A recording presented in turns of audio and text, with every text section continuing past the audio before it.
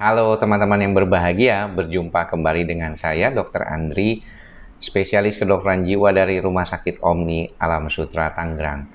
Di kesempatan kali ini saya kembali berbincang masalah lambung. Dan teman-teman tentunya banyak bertanya mengapa gejala lambung ini menjadi sangat dominan untuk pasien-pasien yang mengalami psikosomatik.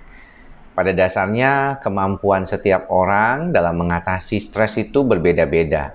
Begitupun juga gejalanya. Jadi teman-teman, kalau kita lihat, tidak semua orang yang mengalami psikosomatik itu akan bergejala ke lambung.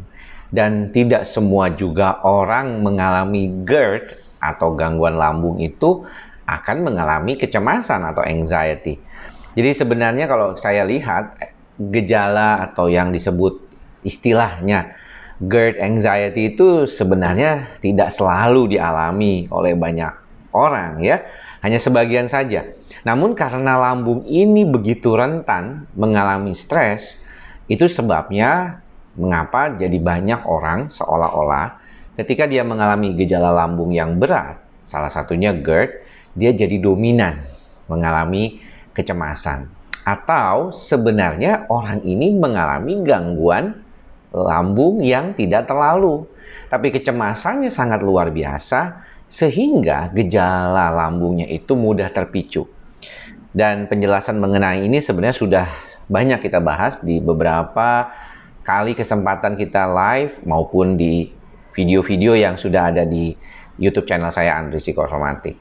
Namun ingin saya ingatkan kembali lagi, ketika seorang pasien datang, kebetulan hari ini banyak sekali pasien yang datang dengan keluhan lambung yang mengalami gejala-gejala yang khas seperti kembung, susah buang air, atau bahkan mencret, itu menanyakan, apakah ini karena stres? Padahal kondisinya itu dia sedang tidak dalam keadaan stres. Saya selalu mengatakan begini, pada dasarnya tidak semua stres itu kita pahami. Banyak di antara kita itu tidak menyadari kalau kita mengalami stres. Banyak juga yang mengalami stres tetapi tidak akan mengalami gejala-gejala lambung. Waktu tahun 2010 saat saya di Portland, Oregon untuk mengikuti kursus psikosomatik, itu kita menemukan bahwa banyak di antara keluhan-keluhan ini tergantung dari kelemahan ataupun kerentanan di tubuh kita. Ada yang mungkin lebih dominan sekarang gejalanya sakit kepala, nyeri tekan, segala macam. Ada juga yang nyeri chest-nya atau dadanya itu mengalami suatu ketidakstabilan. Dan disinilah kalau kita melihat peran bagaimana kita mengelola kecemasan dan ke kondisi kita menjadi jauh lebih baik.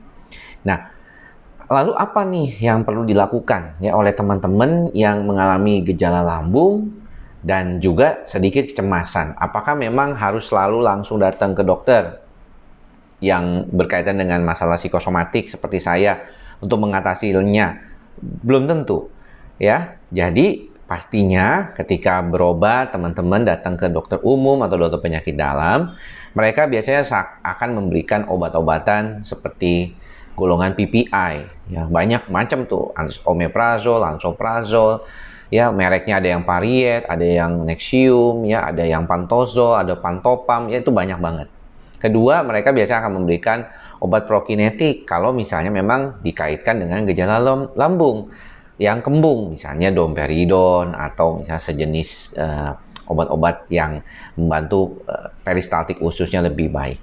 Kadang-kadang diberikan pelapis lambung seperti misalnya golongan sukralfat atau merek dagangnya Inpepsa, Propepsa, ataupun misalnya juga golongan mukosta misalnya seperti itu ya, atau bahkan diberikan hanya antasida biasa ya. Nah, ketika orang itu mengalami kesembuhan, maka ya sudah selesai, kan sembuh dia jadinya lebih baik. Tapi banyak di antara kasus-kasus seperti ini itu tidak sembuh sempurna. Banyak di antaranya mereka itu kemudian menjadi lebih dominan mengalami gejala-gejala yang lebih berat lagi. Ada beberapa pikiran tentunya. Dokter biasanya akan mengirimkan apakah perlu perawatan dengan dokter gastro, atau bahkan si pasiennya sendiri datang ke dokter gastro. Ada juga yang mungkin pasiennya merasa kayaknya saya mau di endoskopi aja deh supaya lebih baik. Mereka akhirnya melakukan endoskopi. Namun, banyak di antaranya tidak menemukan gejala yang dominan dan tidak perlu endoskopi juga, atau yang di endoskopi semuanya hasilnya baik-baik saja. Nah, biasanya ada beberapa dokter yang mulai meresepkan obat penenang, ya, bahkan di awal-awal juga ada.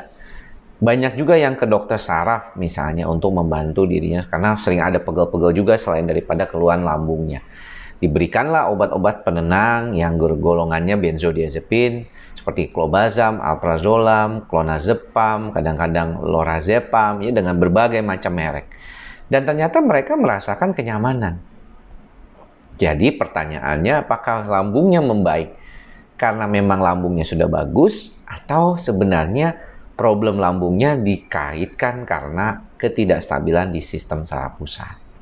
Nah, saya menyarankan bagi pasien dan tentunya juga dokter-dokter yang menonton, kalau misalnya sempat menonton YouTube ini, adalah kalau misalnya diberikan obat-obatan yang ada kandungan bahkan seperti Braxidin atau Librax saja yang dosis benzodiazepinnya itu kecil kandungannya, ada baiknya tidak lebih dari 1 bulan.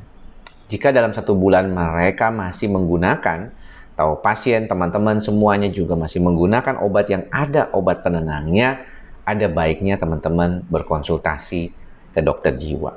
Ya, karena pengobatan jangka panjang dengan menggunakan benzodiazepin diharapkan bisa dilakukan dengan baik oleh seorang dokter jiwa. Karena membutuhkan keahlian khusus untuk mendapatkan pengobatan yang pas, apalagi untuk mencegah ketergantungan. Menariknya, pasien-pasien yang datang ke saya itu kadang-kadang mereka tidak mengalami gejala yang berat terkait dengan masalah lambungnya. Atau bahkan sebaliknya, mereka tidak mengalami gejala yang berat terkait dengan kecemasannya, tapi dominan lambungnya saja. Dan ketika diberikan pengobatan untuk anti cemas, bukan obat lambung, malah lambungnya yang nggak enak itu membaik. Nah, pada dasarnya pengobatan ini perlu tahapan-tahapan yang lebih dominan ya, dan kita juga perlu melihat apakah latar belakang kecemasan ini memang memicu terjadinya gejala lambung dan mengapa pasien-pasien lambung itu seringkali merasa cemas. Ini yang paling penting. Apakah ternyata sebenarnya lambungnya itu berkoneksi dengan masalah lainnya, misalnya masalah di kecemasannya, atau cemasnya sendiri yang menyebabkan gejala lambungnya itu lebih dominan.